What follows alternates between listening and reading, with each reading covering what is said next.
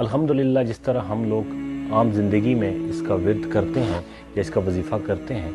ویسے کرنا مناسب نہیں ہے۔ اس کا ایک مخصوص طریقہ کار ہے۔ کسی بھی چیز کو جب تک اس کی ڈیپتھ تک پہنچ کے یا اس کی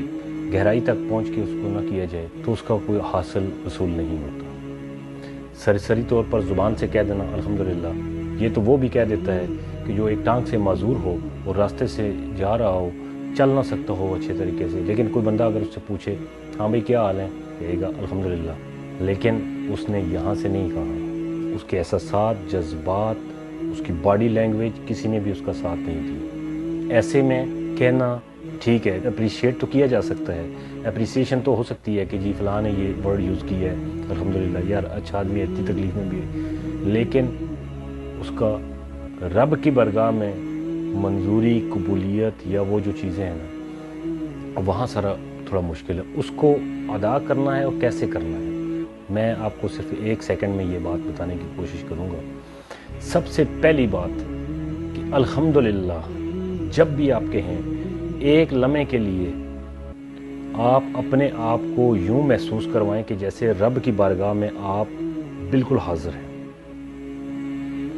نگاہ نیچی کر لیں، اپنے دماغ کو کنٹرول میں لے کے آئیں، اپنے احساسات، جذبات کو فلی طور پر کنٹرول کر کے رب کی بارگاہ میں حاضر ہوں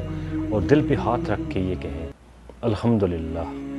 اور ساتھ میں یہ چیز آپ کے ذہن میں ہر حال میں ہونی چاہیے کہ اے رب باری تعالیٰ، جو تو نے عطا کیا اس پہ بھی الحمدللہ، اور جو تو نے میری فائدے کے لیے، میری خوشی کے لیے مجھے عطا نہیں کیا، جسے روک لیا میری طرف آتے ہوئے، اس پہ بھی الحمدللہ۔ پھر آپ دیکھیں گے اس کا وظیفہ کوئی ضروری نہیں ہے کہ 50 مرتبہ کریں، 100 مرتبہ کریں، جیسے ہی دن میں جتنی مرتبہ آپ کے خیال پہ یہ چیز غالب آ جائے کہ یہ چیز رب باری تعالیٰ نے ہمیں عطا کی ہے، یا یہ جو کام ہوا ہے